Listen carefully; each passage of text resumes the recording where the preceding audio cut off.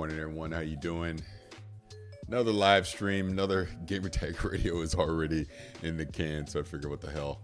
Been streaming a lot on YouTube lately, so I would keep that trend going. So thank you to everyone that is going to join me this morning for this. Figured I'd do it a little different, and I'm not going to start it off by talking about video games.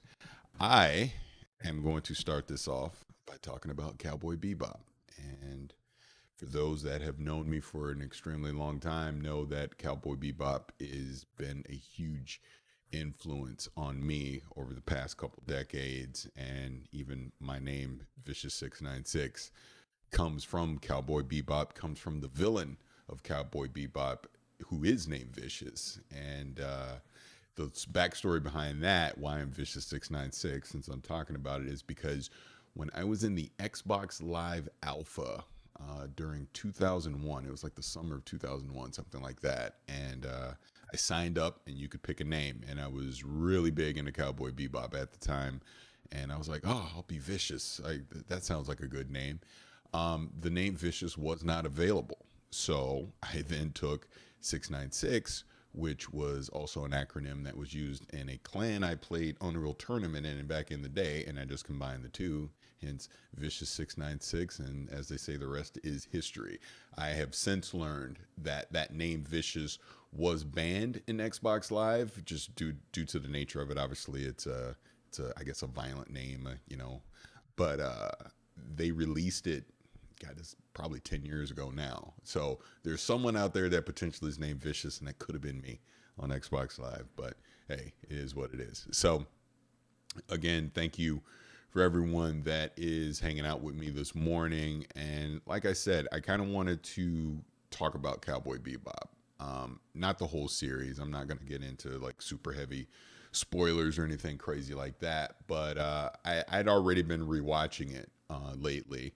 So I figured there was and I'll play it in just a second. There was something that came out on YouTube that kind of just sparked this discussion, made me really start thinking about Cowboy Bebop, because I was already doing the rewatch, and I figured if I was going to come on here in the live stream and talk about it at all, instead of trying to do the entire series, why don't I start off with the episode that really hooked me in and kind of just set up my love for Cowboy Bebop, and that would be session number 5. Session number 5 is titled Ballad of Fallen Angels, and as I tweeted yesterday when I was talking about this, to me, it's the best 24 minutes of anime you'll ever see. Not that, it tells this wide sweeping tale or whatever, but if you were ever to get into an anime series, if you ever wanted something that was going to cement you in and make you want to know more about these characters, it's going to be the Ballad of Fallen Angels. We, up to that point of Cowboy Bebop, we had already been introduced, obviously, to Jet and Spike. To start it off, Faye was introduced in episode 3. We got a continuation with Faye in episode 4. So that just kind of established that trinity of characters. We have yet to meet, and Ein. How can I forget Ein? We meet Ein in episode 2. And we've yet to meet Ed at this point. But the importance of Ballad of Fallen Angels is it introduced our main antagonist. It introduced the villain of the series. It introduces Vicious. And it introduces him in just one of the most spectacular ways, because this episode starts off with Mao Yunrai and a rival crime syndicate gang leader basically signing a peace treaty and just saying that, hey, the bloodshed's going to end. We can finally rest. We'll be at peace here. Mao, I'm not going to get into the whole story, but Mao offers the gang leader to dinner sometime, and they leave on a good note. Well, as the rival gang leader is leaving, his ship explodes. And then obviously Mao is shocked, like, what the heck is going on? And then we see some thugs basically come in, hold him at knife point.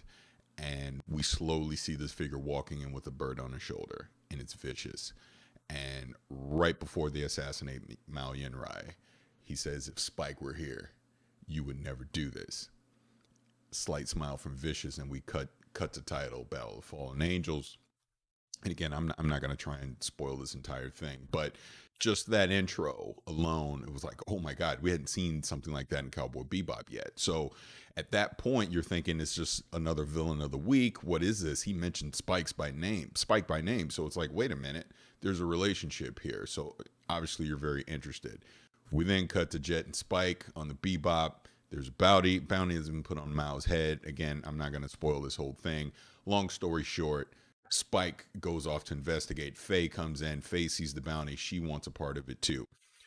We are introduced to just this fantastic scene in this opera house with the music playing in the background. Faye is now introduced to a dead Mao Yunrai who's been assassinated. And then this is the first time that we hear Vicious speak. And it's just simply, he just says his name, Vicious. But with the music and everything going in the background, it's fantastic. We then, again, not going to spoil everything. We then get some introduction to Spike's past. As he goes to visit someone, he goes to visit Annie. We understand that Mao seemingly has been a mentor to Spike at some point in his life. Spike went missing for 3 years, assumed dead. Mao didn't believe it, had people looking for him. Spike feels he owes this vendetta. So at this point, he wanted to find out that Mao had been assassinated. He realized that it was Vicious as a part of the Red Dragon Syndicate, and he wants to find him. Faye has been captured, at the opera house. Calls the Bebop. Spike and Jet are there. And then Spike goes to confront Vicious. And that church scene is just amazing. And I'll just give this one slight spoiler. This is when we really get some insight into the relationship between Spike and Vicious. We know that it goes far reaching back into the past. Something happened that broke these two up. And now they're basically bitter rivals at this point. The whole scene where Spike is holding the gun to the thug who has Faye and saying, put the gun down, and he shoots the guy. It's just amazing. The music that plays, the final confrontation between Spike and Vicious, sword versus gun, and just that backdrop in the church. Spike gets thrown out of the church window, and he leaves a grenade behind for Vicious. You have the explosion, and then you get this montage of basically Spike's past. And I've always assumed, I don't 100% know this, we're introduced to Julia through these flashbacks, and Julia and Spike obviously had some kind of relationship, but we also see that Spike and Vicious were basically partners together in the Red Dragon Syndicate. But you also see this one flashback of Vicious in a bed with a female, which you assume is Julia. So we're seeing this weird dynamic going on at this point, and you're trying to put the pieces together through this flashback. You see there's this big gunfight. Spike is injured, and he basically collapses in front of Julia's door. Julia nurses him back to health, singing this song. We then cut back to now. It's actually Faye singing the song. Spike, being the a-hole that he is, tells Faye, you're singing it off key. Faye gets mad, basically hits him or something, and this Ace of Spade card that has shown up a couple times in the episode is the final thing we see. Cut to the music, end of episode.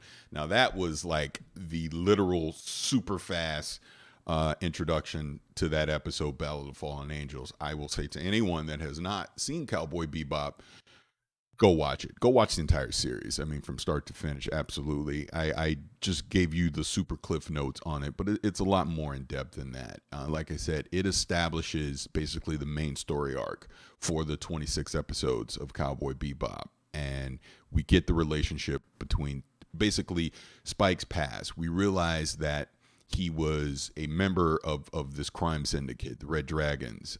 He leaves at some point due to whatever reasons. It seems like Mao Yunrai was his mentor at some point. It seems that Spike at some point brought Vicious in to the Red Dragon Syndicate. Something bad happened between the two of them. Something bad happened to the point where Spike almost died. Spike leaves. He goes missing. And obviously the Red Dragon Syndicate continues.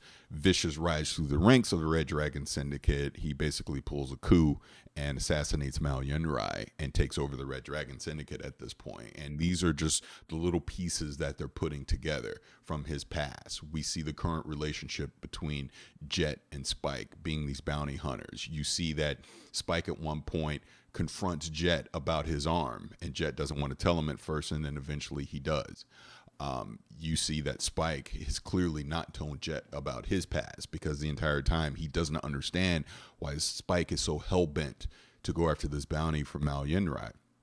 There's just so many things there. The relationship with Anastasia when Spike goes to visit her. There's just so much going on there. And then Faye, this is still early in their relationship, so she's just being integrated into the crew. Like I said, we haven't even met Ed at this point, which takes us off in a completely other different direction as well. But it's such a fantastic series. I think, like I said, I did this little quick cliff notes on there, but I do think I want to do kind of an in-depth breakdown of my favorite episodes of Cowboy Bebop at some point. I'll probably, do something like that here on the channel or whatever. But it's just a fantastic series. It has meant so much to me personally over the years that it is literally one of my favorite series. Period. Forget anime, just series. Period. It's one of my favorites ever, and just the relationships and the characters that come out of that, the music that came out of that is just phenomenal. So, Kid Tropical, LOL Paris, and I don't think I really trust me. It's what I said was kind of spoilers, I guess, but it's not. If you watch it, I didn't give so much away that you can't enjoy what is actually happening. But if I did spoil it for you, I do apologize. Something I want to play now, and I'll actually put this up on video. Because this is what kind of triggered this for me this week to want to talk about Cowboy Bebop. So let me see if I can pull this up really quick. Give me one sec here.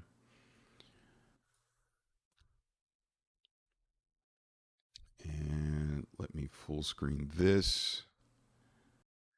And I'm just going to play a part of this right now. This is the real folk blues. This is Yoko Kanno and the Seatbelts. This is kind of a tribute to this during the COVID-19 thing. I thought it was really cool. So I'm going to play a little bit of this right now.「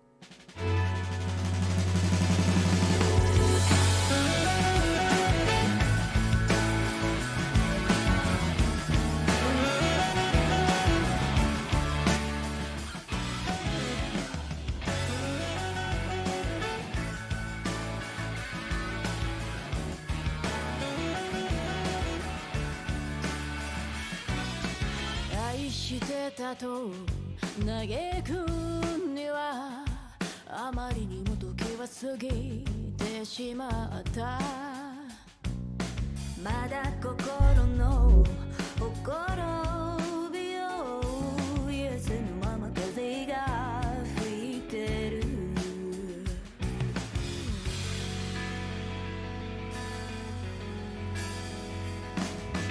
一つのみで明日を見て一つの無敵の見つめてる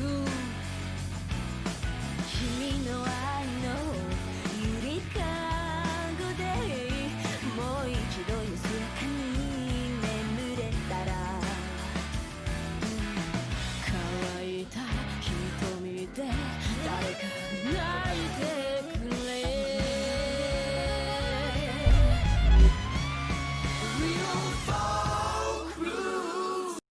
Yeah, so I just wanted to play that really quick. So this song came on. I saw the video this week, and I just thought it was really cool. I honestly had a little bit of an emotional moment watching it because, again, this meant so much to me personally. This show, just 20 years ago, just excuse me, my time living in Japan in the 90s, and then the show came out in the late 90s, and I remember Toonami would show this late at night, and I just absolutely fell in love with it at the time.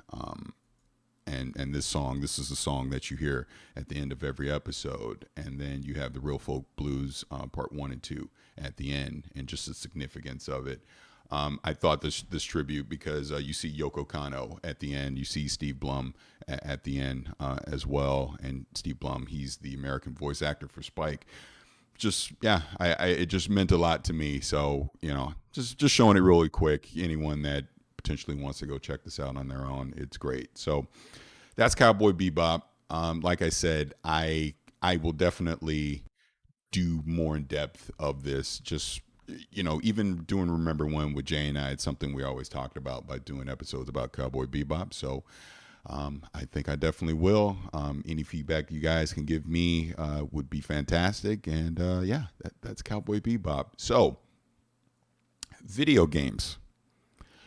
The Witcher 3 had their 5-year anniversary earlier this week, and they also had a really kick-ass video. I won't play it again. I don't want to bore you to death, but they had a really awesome video that came out from CD Projekt Red. And again, this is the people that are sheltering in place at home that basically did Geralt's theme. They did the main theme from The Witcher 3, and it was phenomenal. It was incredible to be able to see them put that together. Maybe I'll throw that link out in the chat here in a little bit. You can check it out for yourself. But again, another franchise that has just meant so much to me over the past few years, and it's like I can't even believe it's been 5 years that game came out, and just going from 2013 when we were at the Xbox media briefing, and I remember CD Projekt Red came out. I've just watched it again recently. They came out to very little applause. Like, no one was excited.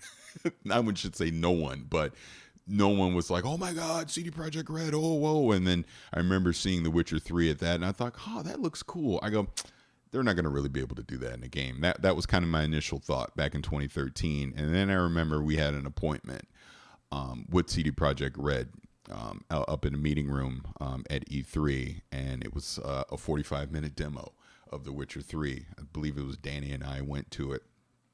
And I remember... I just remember PR person, shout out to Tom, really great guy. I just remember, this is like the first time I'm meeting him as well. I remember him handing me a beer and a code for The Witcher 3 on GOG, and put the code in my pocket. Obviously had my beer. We sat down, we watched this 45-minute demo, and it was incredible. And then we did an interview. We'll have to go back in the GTR archives and find it, but I did an interview after, out in the hallway of the meeting room with someone from CD Projekt Red. And I've seen this person over the years. It's just funny. He always remembers that interview. But that was my start with The Witcher 3. And then flash forward to 2014. They show it at the Xbox media briefing again. A little more applause. I remember we saw another demo that year. And then, most anticipated game. Can't wait till it comes out. Then 2015. We did an interview with some devs from CD Projekt Red right before it came out, and Pete just said that was episode 478, so you can check that out. But we did an interview with some of the devs right before launch. It was really good. I really want to go listen to it again, see how terrible my interview skills were then. But I just remember it came out of that interview having a really good feeling. And obviously the game came out, and it was absolutely incredible. And 5 years later, here I am still playing The Witcher 3, still jumping back in the old saves and just doing different scenarios, just replaying things. Like I just replayed the original campaign from start to finish all over again recently. I even remember on the 5-year anniversary, I pulled out, hey, good morning to everyone that's joined the chat. Appreciate it. Matter of fact, share, like, ring the bell, all that good stuff they do. Share it on the social media. Let everyone know I'm doing this. I appreciate it. But even the other day when the 5-year anniversary came out, I pulled up like my original saves because I still have them. And it's fascinating to see where I did these manual saves during 2015 and even into 2016. I clearly was messing around a lot with the Baron and Family Matters. I must have been trying out different things or didn't like a choice I made or something like that at the time. But even that, man, just Family Matters, the Bloody Baron, that quest, when you do that quest, that let you know, and this is early on, but it was like, oh my God, they're actually doing something like this in a video game. They're broaching a subject like this where we're having domestic abuse and, just abortion, just everything that quest had. Again, I guess I spoiled too much Cowboy Bebop. I won't spoil that quest for anyone that's not seen it or played it. But that was phenomenal, and that just sets the tone for the rest of the game and the things that you can expect. It is a mature game, and they expect the people that are playing that game to be mature and to be able to handle those type of subjects. And that's how video games honestly should be. There should be video games that clearly are for children, like Minecraft Dungeons right now. Danny and I have been been reviewing that. and my kids have been playing Minecraft Dungeons. It's great. It's great. It's a great family game. That has its place.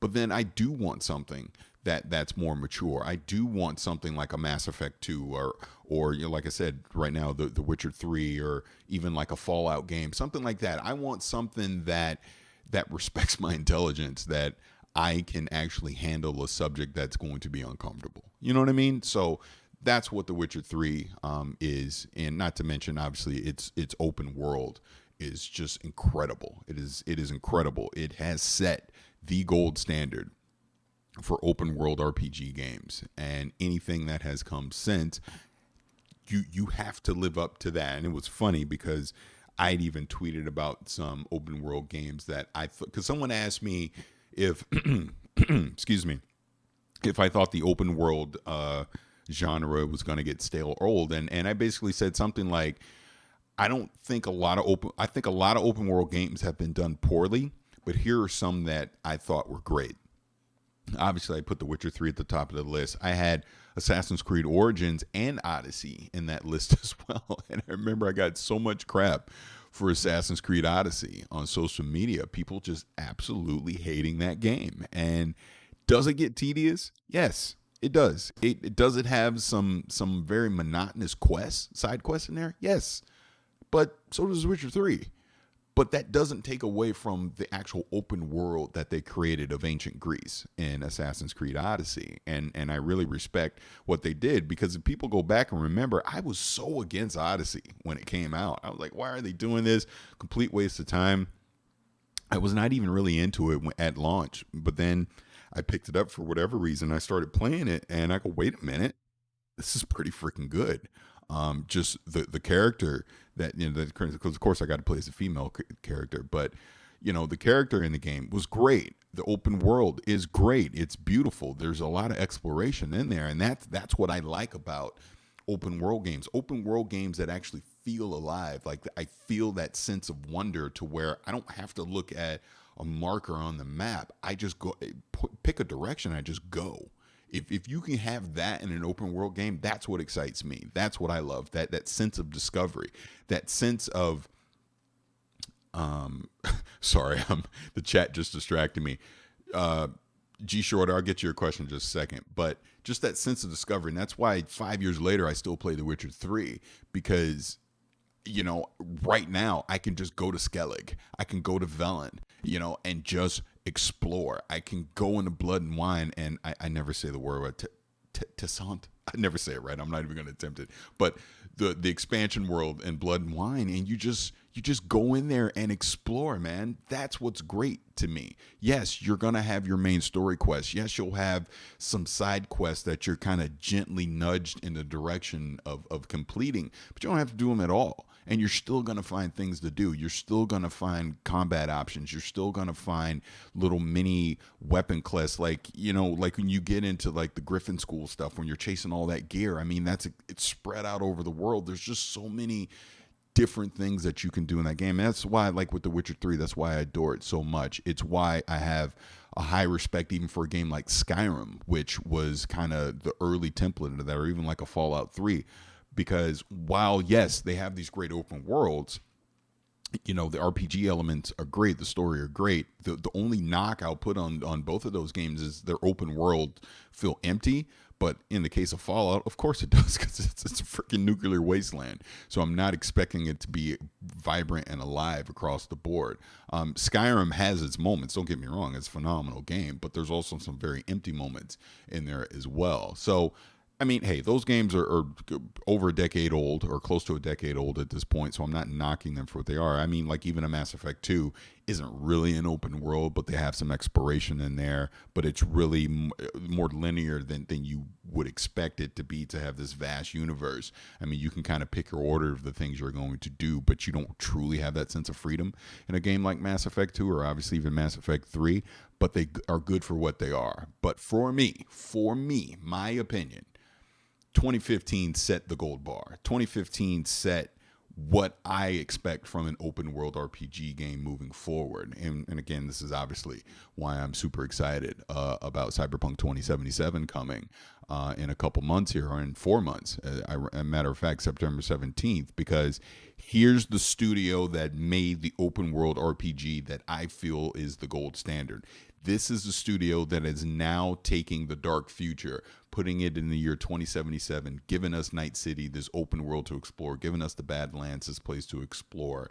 And they're using the lessons learned from what I consider to be the best of the genre, right? So of course I'm excited for it. So of course I'm expecting greatness, because I am. I will fully admit, when it comes to Cyberpunk 2077, I expect it to be an absolute incredible experience that moves the goalposts even further up. It now sets the standard for what I expect from open world RPG games, from the story mechanics that are in there, obviously the customizations, everything that you can expect from that type of game. I expect Cyberpunk 2077 to sit at the top.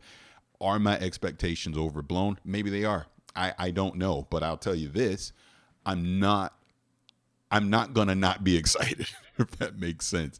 I'm going to still be excited about that game because I want to be excited about it. Why not? I don't want to be skeptical about it. I'm skeptical enough as it is with everything else, right? So let me just have this one where I just get to go just full 100% fan and just enjoy the ride. So that's kind of where I am on that. So I've been ignoring the chat, and I apologize. So I'm actually going to scroll up just a little bit and see what people are saying. So Pete was talking about the episode. Dimitri, Kid Tropical. Yeah. I mean, that's one thing like Pete's talking about. I can see how the open world can be daunting and give players a sense that they're doing too much. And that's the one advice I give people when it comes to Witcher 3. You see all them damn question marks and you're like, oh my God, I can't do all this. And you don't have to. That's the beauty of it. Don't feel compelled to have to be a 100% completionist during one run of that game, because it will overwhelm you and it will dissuade you from wanting to complete it. That's what the best thing you can do is turn off that mini map. If once you're comfortable enough in the open world and know the places you need to go, just explore. Don't literally be a slave to that mini map and just follow it blindly. If you just let yourself explore around the world, obviously you got to do the main quest, stuff like that. But once you feel that sense of freedom to just do whatever you want, once you feel that sense of freedom to roll up on a village, see that notice board, and pull down a Witcher contract, and then you focus on that. You focus on that singular thing, and you don't let the 20 other things distract you. You really get to engross yourself into being Geralt and just do what a Witcher does, right? And you're slaying monsters for coin. You're helping people out along the way, things like that. That's how I play The Witcher 3. Again, I love the game, but I just tell anyone that first jumps in, White Orchard really holds your hand. I mean, because obviously that's just the opening area to get you used to the mechanics and the way the game works. But once you get out of White Orchard, you see all those question marks. Just don't let it overwhelm you. Just explore the game as it is and enjoy it for what it is. And once you can do that, you'll be great. So I see people leaving questions, and I'll just say right now, anyone leaves a super chat, thank you in advance. I truly appreciate that. It is literally going to help me to upgrade my equipment. Matter of fact, I got a new microphone that's on the way now. That, again, trying to improve everything, cameras, all that stuff is what I'm trying to do as I improve the channel. So let me go back up. I know G Shorter had a question. Okay, here we go. He is saying, "Good morning, dude. I know you love." Wait. Hold on. I'm not reading this right. Sorry. Good morning, dude. I know you love. All caps, love Cowboy Bebop. Have you checked out Black Lagoon? Trust me, it's a great anime and the dub is superb. Not for kids, but fantastic show. No, I have not. You're not the first person to tell me I need to check it out, and I'm on quarantine and I probably should. So thank you for that suggestion. And and Sharif is saying, love Origin so much I needed to take some time before Odyssey. Yeah, and that was I think that was part of my beef with Odyssey. It was too soon. It was a year later. I'm like, what the hell is Ubisoft doing? I remember being at that E3, and if Pete's in here, he probably remembers this too. I remember being at the E3 and went to the Ubisoft showcase, and I actually went hands on with Odyssey, and I walked out of it, and I was kind of, I don't think we need this. It didn't demo very well to get me excited for it, right? Like I said, it wasn't until later when I actually sat down with it that I really started to appreciate what Odyssey was. But in a demo situation and review situation, it didn't grab me the way that I was hoping it would. But I would definitely tell anyone now, give Odyssey a chance for sure. It can get tedious at times, but just the whole story is good. The world is good. Maybe it's a little too big, maybe. But again, if you just allow yourself to have that sense of freedom to just explore and not just follow what the game tells you to follow, I think it plays a lot better. And when open world comes up, wait, did I scroll? Okay, wait, I scrolled over this. Sorry.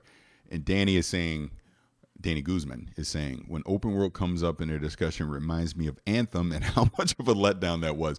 I guess that was the other thing that happened. We realize now with Anthem, quote unquote, Anthem 2.0, that there's a 30-person team at BioWare Austin that's working to revamp it. And they're basically, I guess their creative director came out and said that, hey, look, we're taking our time with this. Don't expect anything soon. And I know a lot of people are knocking the fact that it's only 30 people, but if they're just spitballing right now and trying to come up with the concept that works, a 30-person team makes a lot of sense, because you're not going to dedicate half the studio to working on something that potentially, as they're getting feedback and going through concepts of it, might not work, right? Might not be the way to go. So I would imagine in these early days, the 30 people are trying to figure out, what's the gameplay loop going to look like?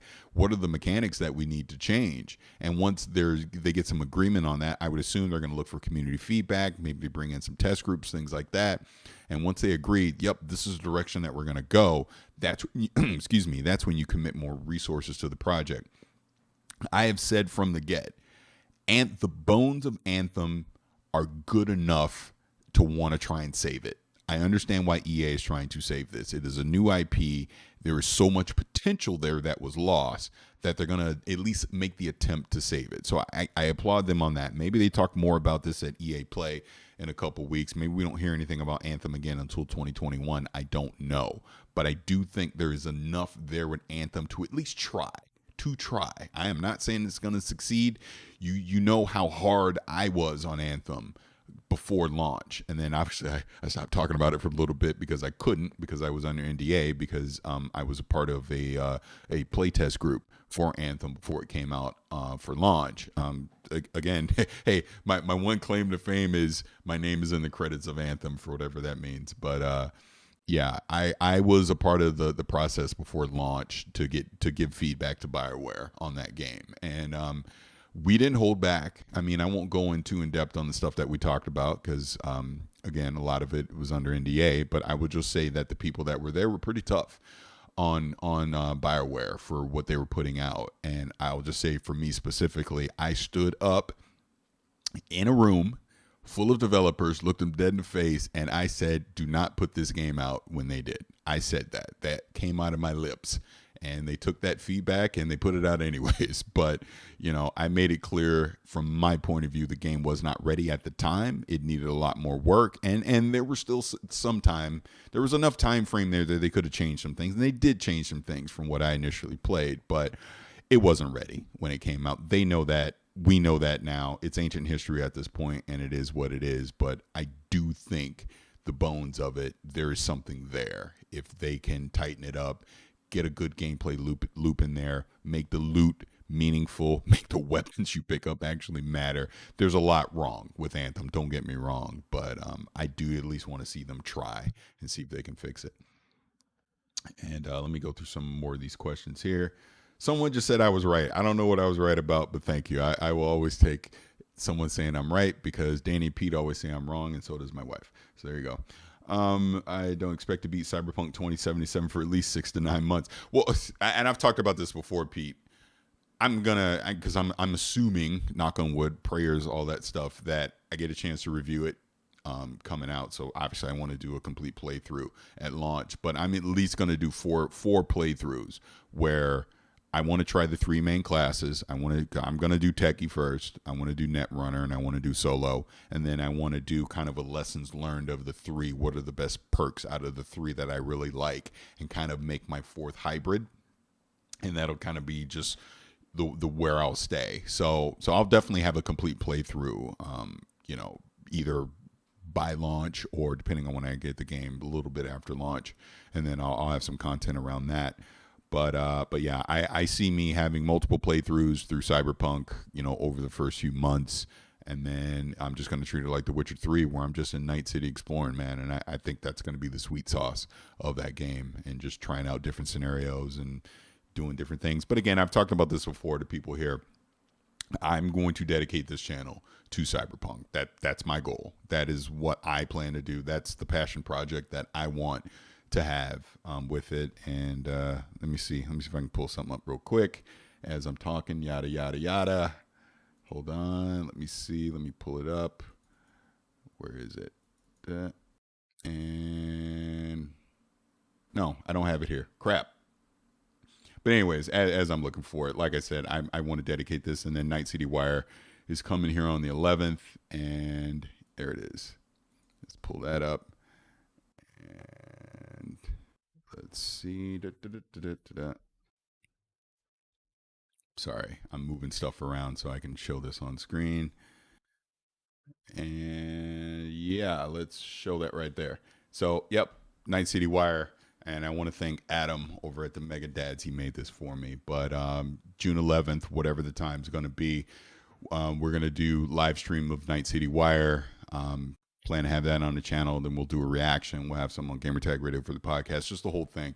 But June 11th is the kickoff, in my opinion, for me truly being able to start covering this game. Because, the last 2 years have been great. Obviously, the demo, in my reaction 2 years ago went viral, and obviously what happened last year at E3 with the whole CD Projekt Red away team, and then I got to hang out with those guys again at Gamescom last year, and it's been great, and I'm trust me, I'm definitely thankful and just blessed and extremely lucky, because if Danny didn't have that idea to do that 2 years ago, maybe I'm not having this conversation with you guys right now. But I'm very thankful for the opportunity potentially, to be able to cover this game. And I'm very excited for June 11th and just whatever's going to happen there, man. I mean, we'll see what it is. I have my theories on what Night City Wire is going to be. I think it's going to kind of just be almost like a look at Night City from the point of view of different NPCs in Night City, potentially. Maybe you play as V. I don't know. But, I mean, I think we really get a deep dive on Night City. Then we get to see some of the underlying mechanics of the game and how things are going to work, and I'm excited for it. And I just think that's just going to pop the cork on the bottle to allow the devs to kind of more openly start talking about it over the summer, and then obviously just lead right on up into September 17th, because it seems like they seem very confident they're going to hit that date. Doesn't seem like it's going to get delayed. Ironically enough, I think we're about 25 days away from when they delayed it the first time, right? Or something like that. But they delayed it, I think, at 91 days. 92 days is when they delayed it. And, we're fast approaching that date again. So it's time to get excited, man. Like I said, we're just a little under 4 months away from the game coming out. So, super excited. But again, everyone here, thank you for the support. I appreciate it. And like I said, June 11th, Night City Wire. We'll check that out and see where it all goes. So let me go back to the questions here. And again, thank you all for the questions. Appreciate it. And someone, Ismail saying, that's why I said console don't have the money for PC. And that's another thing. People get silly sometimes online with this whole console war stuff. Xbox versus PlayStation, and then you have the quote-unquote PC master race and all that. I just say, bottom line, it's your money. Play and enjoy whatever the hell you want, whatever system you want, whatever you can afford to get. Like, as an example, this whole Series X and Series S, aka Lockhart thing, potentially is going to get announced here in a couple weeks, right? So if Lockhart is real, and Lockhart's a thing, and Lockhart is this low-cost option for people to kind of start experiencing next gen features, right? Because the rumor is, I think it was Cold Eastwood or something, a video I was watching. I guess the latest rumor right now is that Lockhart is going to be digital only. There's not going to be a Blu-ray drive in it, so no physical. It'll be all digital download, and it'll have a smaller form factor than the Series X. It is going to be targeted at 1080p 60. I can't even talk. I'm sorry. It's going to be targeted at 1080p 60 frames per second gaming. And I guess it is also going to have the fast load times with the SSD in it, and maybe some ray tracing stuff in it. Again, this is all rumor. We don't know nothing. This is what I'm hearing on video. But that's the target, and potentially at $299 would be the price. And again, very long-winded to say that, hey, if that's what I can afford, then that's what you do. Or maybe you can't afford that, you got an Xbox One, you keep that and you play these next-gen games to start off on that. Subscribe to Game Pass, whatever you got to do. If you're down with PlayStation, that's what you get. If you're down with the Switch, that's what you get. If you got the money and you want to build a kick-ass PC, then that's what you do, and you play the games that you want to play. I find it absolutely fascinating that people care so much about what other people spend their money on, because that's what social media is. People worrying about what other people do with this stupid console war stuff, and it is stupid. It's very dumb. It's very immature. But again, I'm ranting, so I won't rant on that other than to say, yeah, enjoy whatever you want, man. The whole console war stuff doesn't matter, and the sooner we can get past worrying about other people, the better off we'll be. Let me see. Let me go through some other questions here. And turn off RTX voice. No, I didn't turn off RTX voice, Pete, on purpose, because I'm trying to test something here. So Pete is angry at me because I have on RTX voice, and I know it's not 100% perfect. It goes in and out sometimes, but I'm literally trying to understand, because like I said, I got this new mic coming in, and I want to see the voice differences between the two. But you know what, Pete? Here's what I'll do just for you. Just for you, live on the air. There we go. I turned it off. No more RTX voice. Just for you. It's off. Let's see. And Danny Guzman again is saying Cyberpunk and Halo are the two games I'm most excited for this year. Same. I would say the same. It's Cyberpunk without question. Number 2 is Halo Infinite, because I simply don't know what Halo Infinite is right now. So I'm very excited for July to find out what it is. And then, Last of Us 2, I would put third on the list, and then we'll see whatever else gets announced and comes out this year.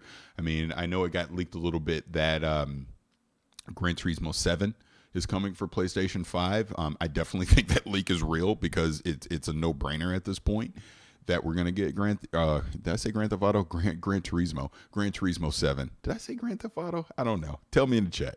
But Gran Turismo 7 potentially got leaked, and for PlayStation 5. So that does not shock me at all that it's coming, because of course it's coming. Just like we're going to get a Forza 8, which will probably be at launch for Xbox. And then Dimitri saying Cyberpunk and Valhalla are my two instances. But yeah, Valhalla is right up there for me too. I mean, didn't have the greatest showing, obviously, at the May reveal, but I think it'll be fine. I think when we see it again at the Ubisoft showcase in July, it'll be fine, and people will be super excited for it. And Tanya's here. How you doing, Tanya? Again, I'm just going down the list of questions here, because I know I ignored a bunch of them. So, but again, thank you all for being here with me. I appreciate it. And turn off Insta voice. Talking about RTX voice. I love GTA 7. Similar GTA. Yeah, I'd agree. If GT 7, Gran Turismo 7, can kind of recapture the magic of what Gran Turismo 3 was back in the day, which I say, and I know people might disagree, that is the last racing game that was a system seller. I remember people buying a PlayStation 2 just for Gran Turismo 3, because that's how anticipated it was, and that's how good it was. I'm okay. I sent you that The Witcher 3 5-piece. Yeah.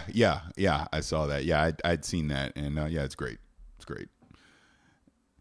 And yeah, so I think I'm caught up on questions here. If you asked me something and I missed it, ask me again as I'm caught up here now on questions. But again, thank you for everyone hanging out, doing this live stream stuff. We had already recorded Gamertag Radio. Danny will have that out on Monday. So I figured, what the hell? Why not have more fun doing the live streaming stuff? The last couple weeks here I've been doing it. It's been a lot of fun. It's been a challenge for myself to just keep yapping for 45 minutes to an hour, which here I am now. Looks like I'm at minute 47 right now, and I don't think I've taken a breath the entire time. So here, I'll take some right now.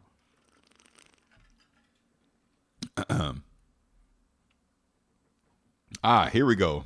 A couple questions here. Let me get the Ismail one first. He goes, at Paris, I hate to put you on the spot, but which console do you think will play Cyberpunk? I love how I literally just said, don't matter, get what you want. And then you asked me that. No, I'll answer this question.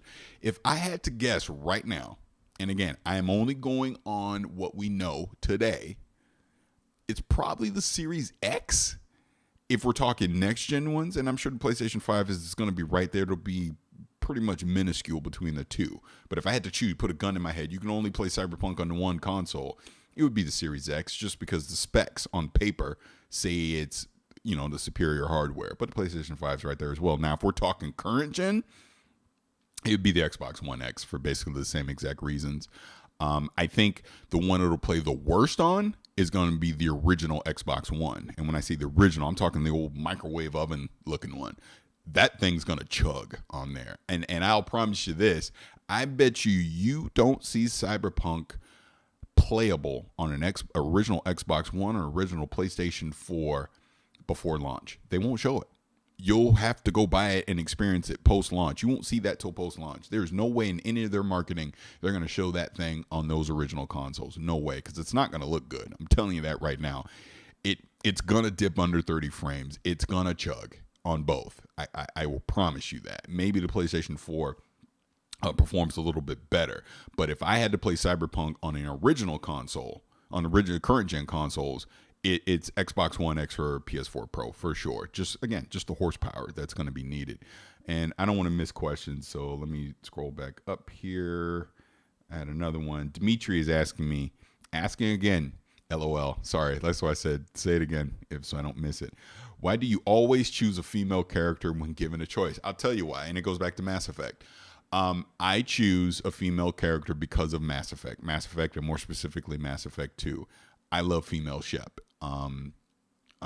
Just that's how since that point, I've always skewed to, if I get a choice between gender, I always just go with a female character, because Jennifer Hale's voice acting was just incredible in the Mass Effect series. So I lean that way. And just since that point, I just think it's fun to role play. So what's the ultimate role play is to play something that's not my gender, right?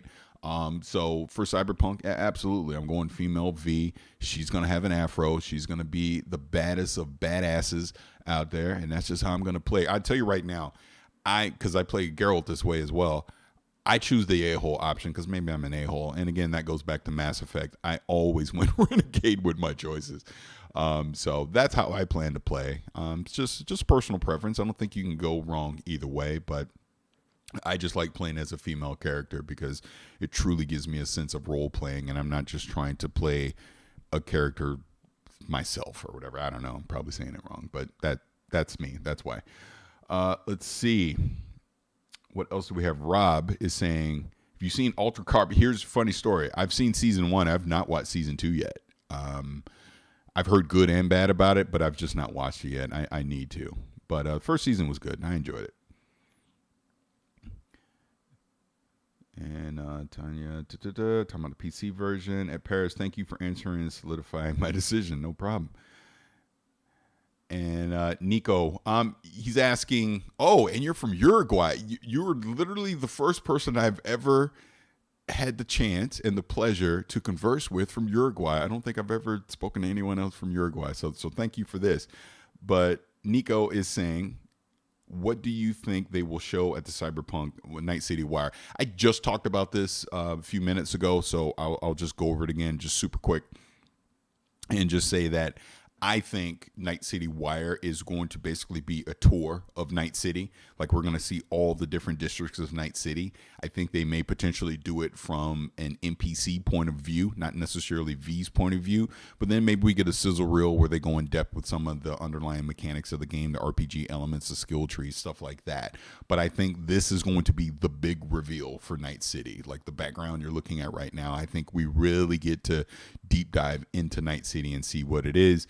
And this will just open the floodgates for the devs to be able to talk more freely about Night City, which I will say, because it happened in public, so I'll just say it, and people probably maybe have seen this, but I was tweeting back and forth with Phil Weber over at CD Projekt Red, and he's one of the lead design guys over there.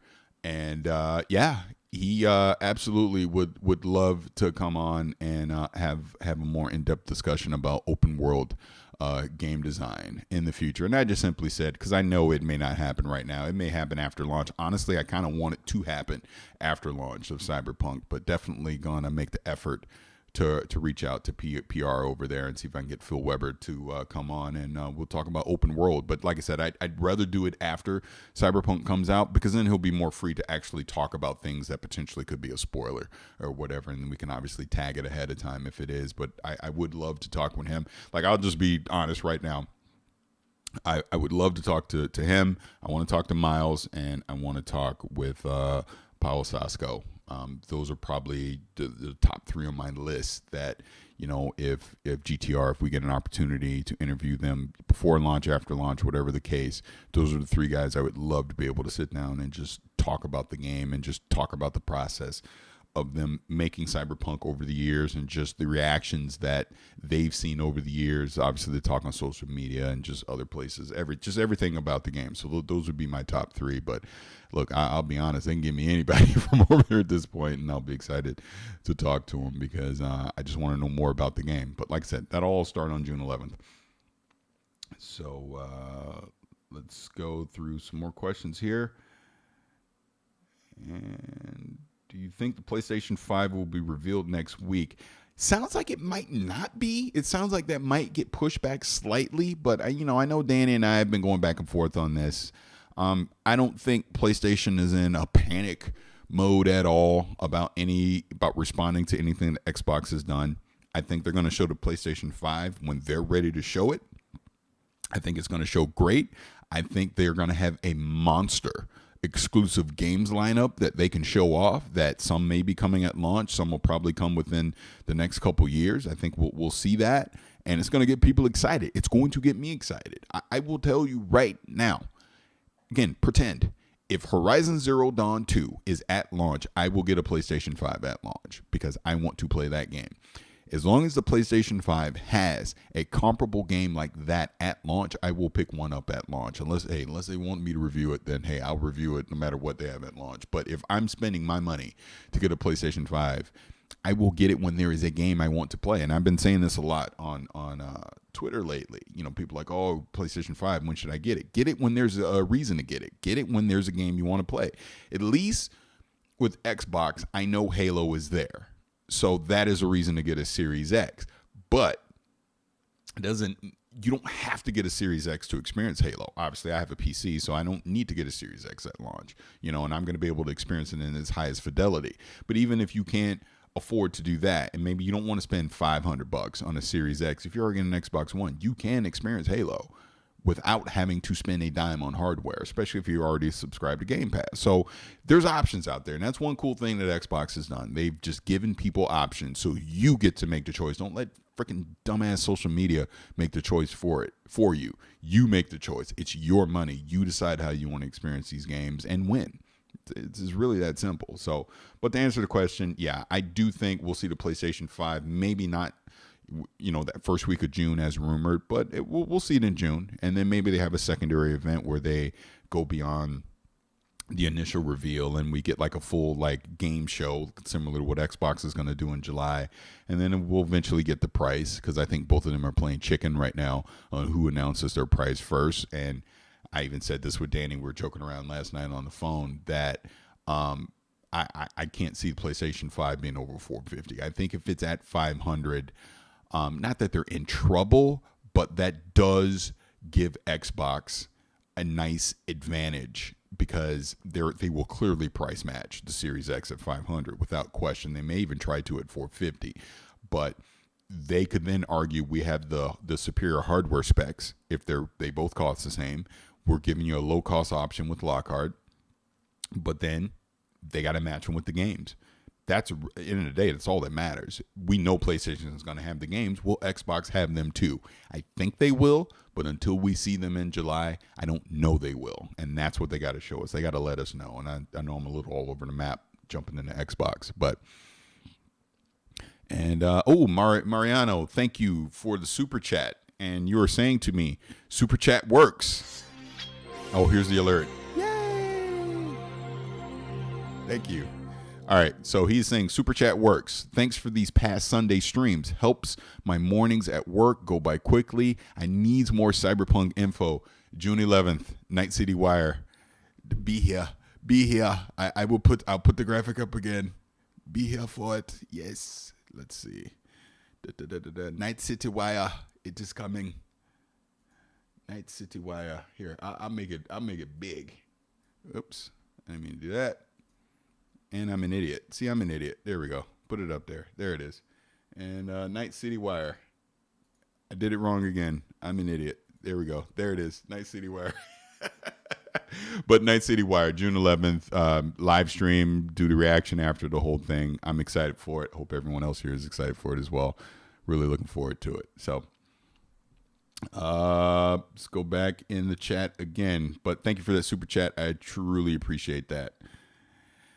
I get asked this question a lot about have I played the tabletop version, and I know that Tanya is here, and this is going to make Tanya grumpy. Because it is my fault as I drop stuff. But no, I do have it, and as you can see, I have never opened it. It is not opened. I need to do it. That needs to happen this summer before Cyberpunk 2077 comes out. I'll talk to the right people offline, and we're going to make it happen. That is the promise I shall make.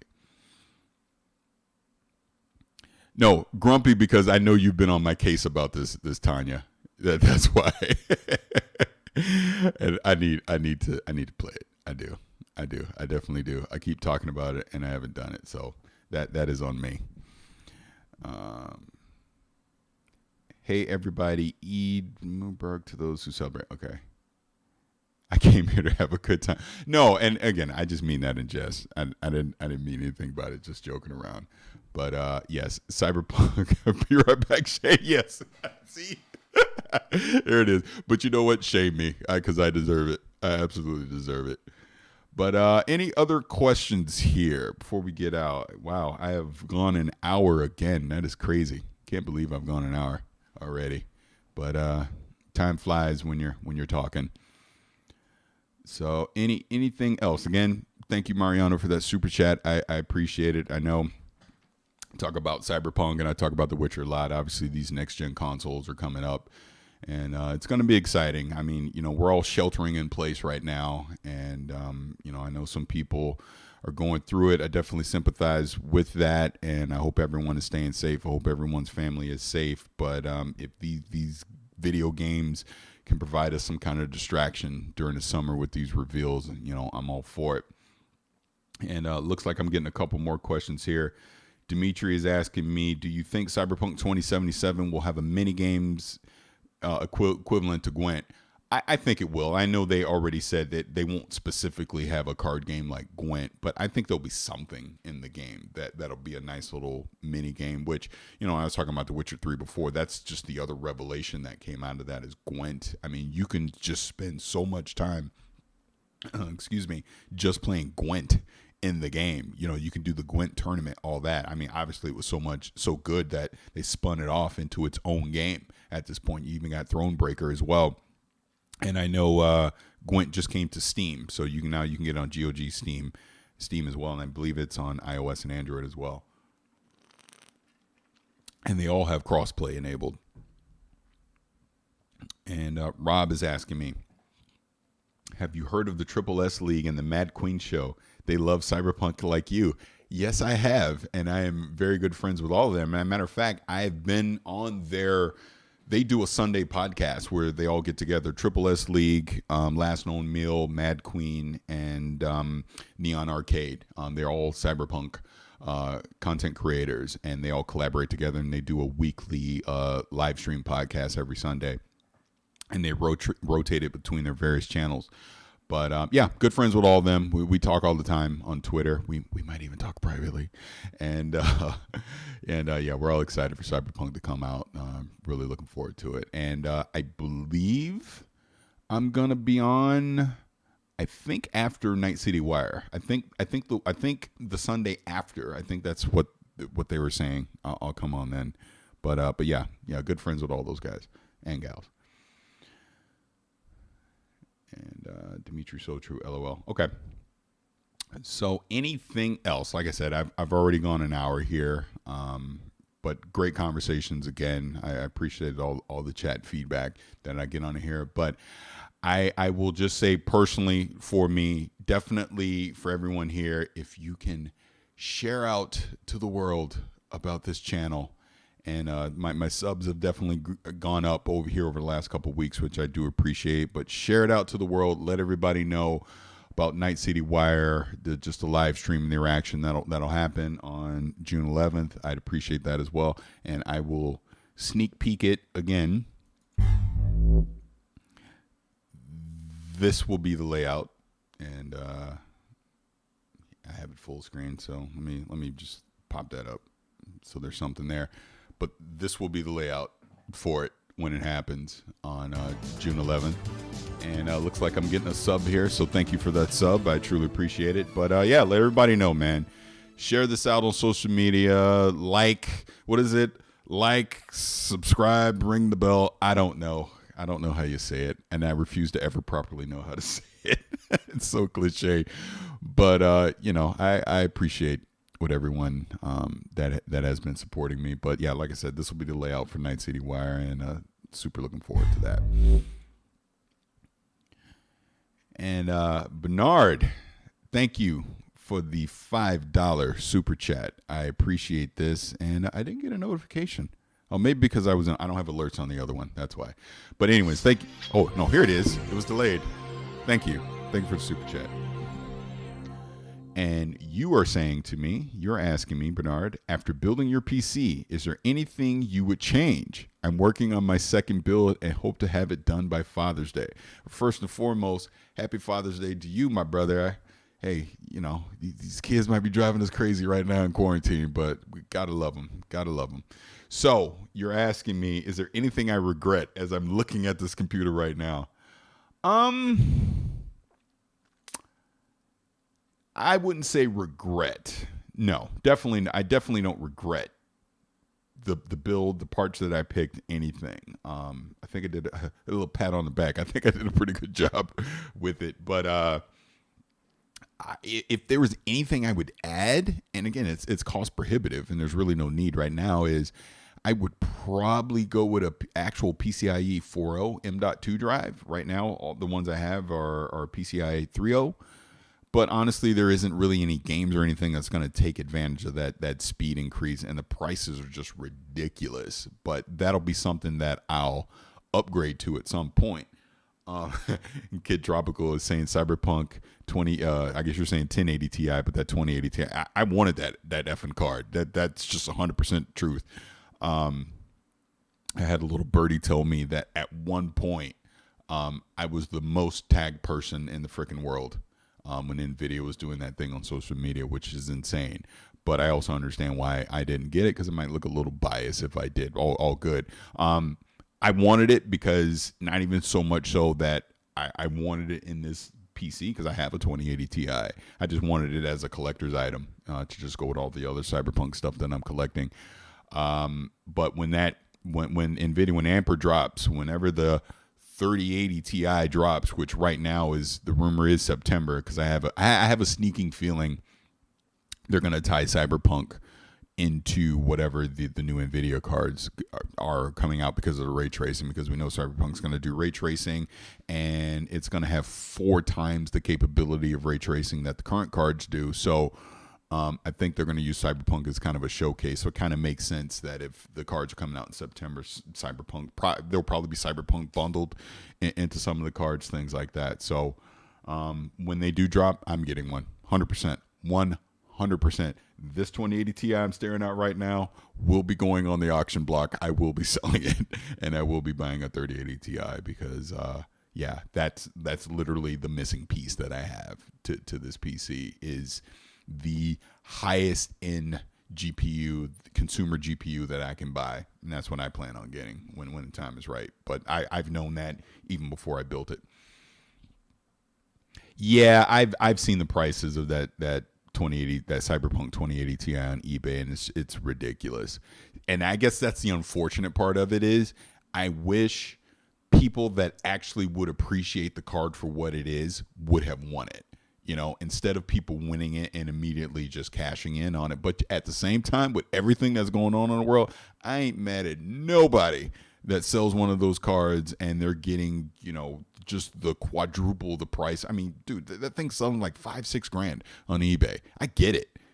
That is a lot of freaking money. And I understand people cashing in on that, especially in these hard times. Would I personally do it? No, I would not. I would keep it because I would just want it for myself. And what else do we have here?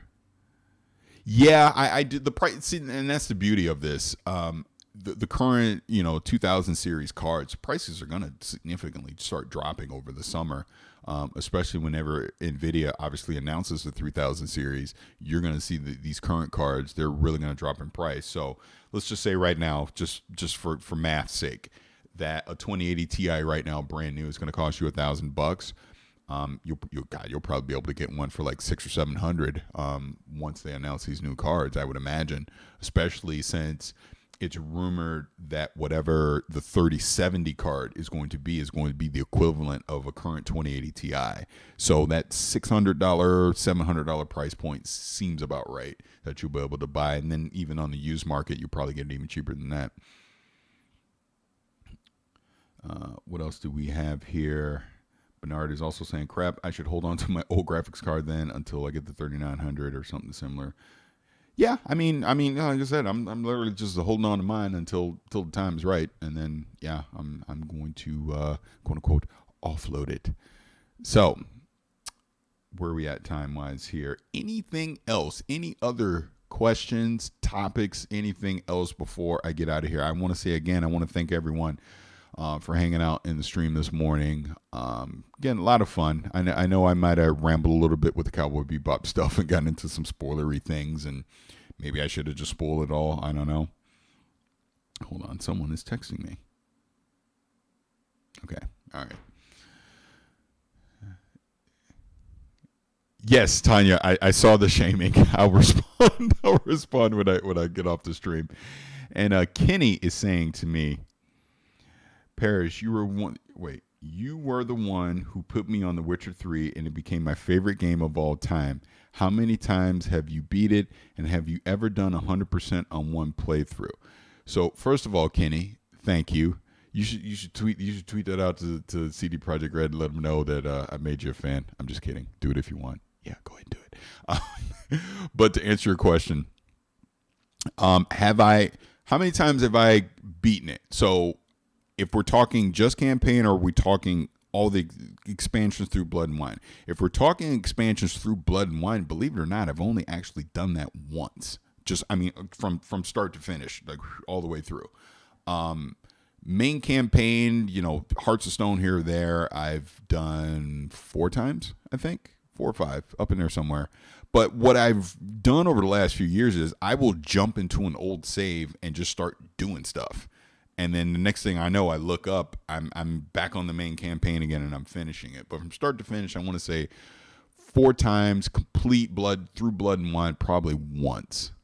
And yeah, I've never done 100% through one playthrough. Now, if you're talking 100% complete everything, if that's what you're saying, I've never done that. I don't think anyone can. That's almost insanity to try and do that.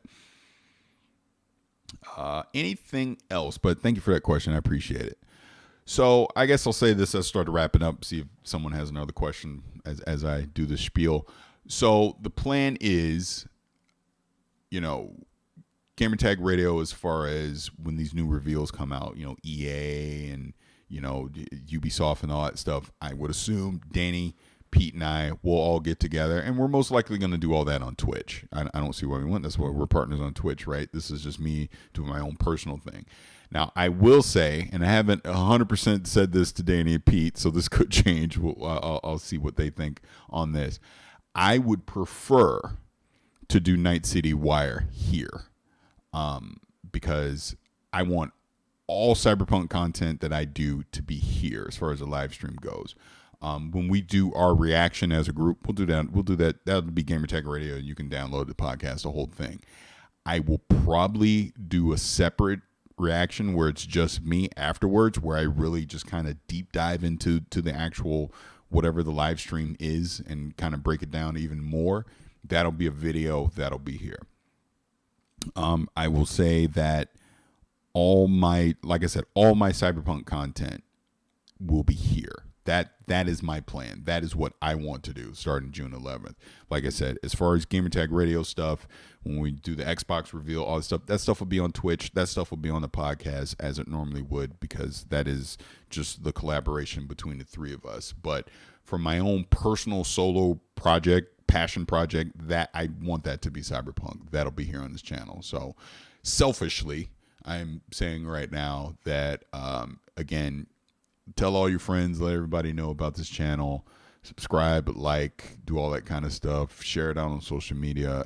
It will be greatly appreciated as I try to grow this thing out from nothing to, I'm getting close to 5,000 subs at this point, and hopefully that will continue to grow here over the summer and as we get into the fall. But just rest assured, just as far as just our overall discussions on video games, that will continue to be Gamertag Radio. I don't see that changing at all, if ever. But Cyberpunk, kind of like The Witcher was before it, that's a personal thing for me. That's a special thing for me. And of course, we're going to talk about on Gamertag Radio and all that too. But when I want to get into my own in-depth personal content for the things that I specifically want to do, that'll be here on the channel for sure. So hope that makes sense. And Dimitri said, yes, it's better on YouTube. Oh, gotcha. Oh, yeah, Kenny, just going back up to this. I'll tell you right now with The Witcher 3, with the expansion, Blood and Wine's like its own freaking game. That's how good that is. So absolutely experience Blood and Wine. Hearts of Stone is really good too. A nice post-mortem to what you'll experience in the main campaign on The Witcher 3 when you complete that. So yeah, you'll like it. And Kenny is saying, I'm guessing it would be hard to control the content, but would GTR ever do a live community event, say on Zoom or something? Maybe a live react of one of the conferences, recreate being there almost. We've talked about it a little bit, but there's going to be Zoom bombing and all that. It's just because Danny and I played around with that. Where hey, let's just open up Zoom to the public, and it's chaos. And the only way we can fairly do something like that would be to open it up to the public, because if we made it so that we're only allowing specific people in, then it's biased and all that. So honestly, I don't think that's something we would specifically do. And Dimitri is saying, last question. I'll get to this again. To Kenny real quick. Patreon supporters. So I'll say this, and I'm just being honest up front here. I'll probably never do Patreon, and the reason being is this. I have my full-time job. I have my own life. My family's taking care of the whole thing. I do this because I love to do it. I'm not necessarily looking to profit off of it. I'm not necessarily looking to make additional content where I'm quote unquote charging people to, be able to experience it. Right. So like there's a super chat on here. I know we'll take some donations on GTR, stuff like that. So take GTR out of it. I'm just talking Paris. GTR is a separate thing. I will not speak for Danny or Pete, but just here. Super chat's on here. If you want to support me, just do the super chat. It is completely optional. It's completely up to you.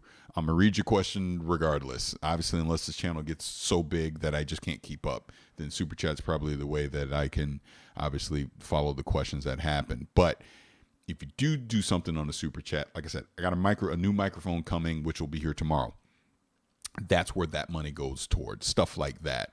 I am in desperate need of getting a new DSLR camera, right?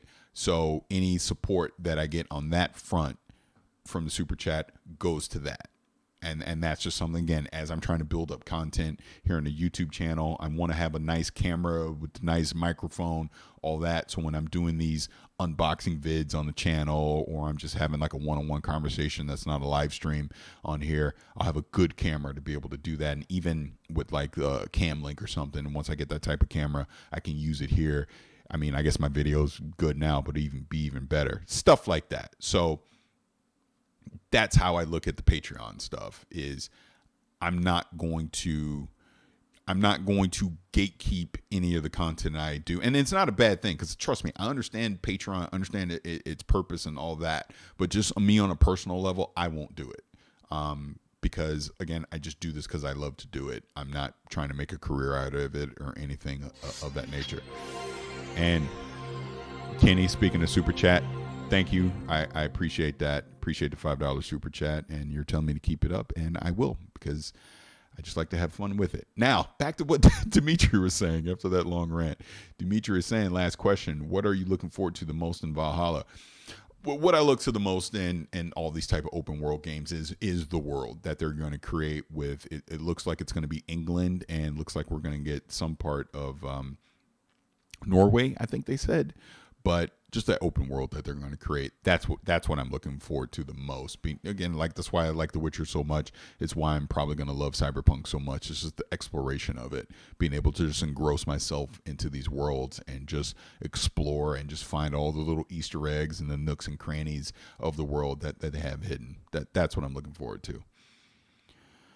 And, man, every time I replay The Witcher 3, I get stuck in Skellig. I do too, man. I love that area. Love the music. Love the game. Agreed. I mean, I'm right there with you, man. It's the same thing. I just, you go there and you just look and you see that mountain up there. It's like, can I get there? Yes, you can. And you start heading that way and you figure it out and you get to the top of it, and then you just look at all the islands and the view. It's phenomenal. And that's like some of the pictures I put up on social media over the last couple of weeks reflects that. And Terrence is saying, what's going on, brother? He's saying we need more great games. I agree, but let's also remember this. Making video games is extremely hard. So I will always have respect and appreciate what developers do to create these games, because no game will be perfect. I mean, let's be crystal clear on that. Even Cyberpunk will not be perfect. It will have issues at launch. Even though they took the extra time to squash bugs and do all that stuff, it'll have bugs at launch. Of course it will. I mean, that's just the reality of it. But gaming is art. Gaming is something very special. Gaming is something that I hold near and dear to me for various reasons. But yeah, I do agree, Terrence. I hope we do see some more amazing experiences as we go into the next gen. And I have my fingers crossed on a few different titles that I want to see come out really soon. So I've been doing this for 79 minutes, 80 minutes now. Wow. I talk a lot. It's crazy. But I want to thank everyone for hanging out with me again. I'll even say it again. Share this out, man. Let people know about this channel. Let people know what I'm trying to do over here. I welcome all feedback on things I can do to get better. There is no thing that I will look at and disagree with, because I am not perfect and I don't know what the hell I'm doing. So I'm trying to figure this out for myself as well. But I want to thank everyone for joining me on this live stream. It's always a lot of fun to do. I will say next week is a pretty busy work week for me, so I don't know how much content I will be putting out next week, if any at all.